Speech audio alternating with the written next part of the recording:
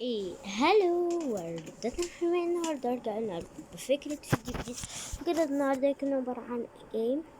هي مش مقلب او اي حاجة خالص. هي فكرة الفيديو النهاردة هيكون عبارة عن تعريف عن العائلة. ليه؟ لان انتوا نصكوا، يعني انتوا كلكم مش نصكوا، عارف احمد ونور بس اعتقد.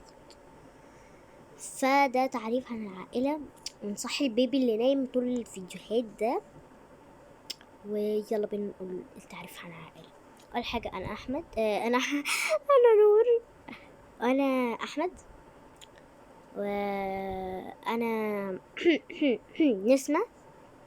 بصوا نسمة يعني في إيه ولا حاجة. أنا ماجد حسام يا جماعة. حسام، بتلخبط من ماجد وحسام. أنا اسمي حسام.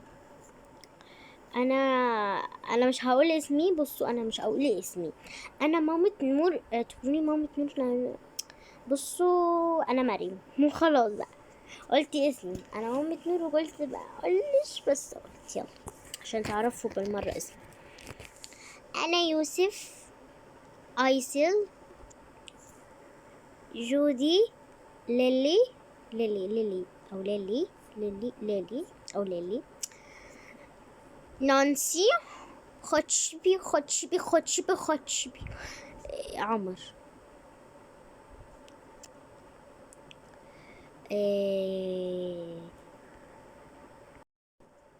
ريم، هنا، ماجد،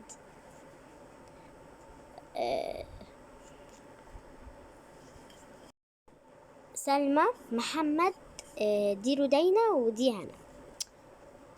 وبس دي العائلة اللطيفة الجميلة بتاعتي.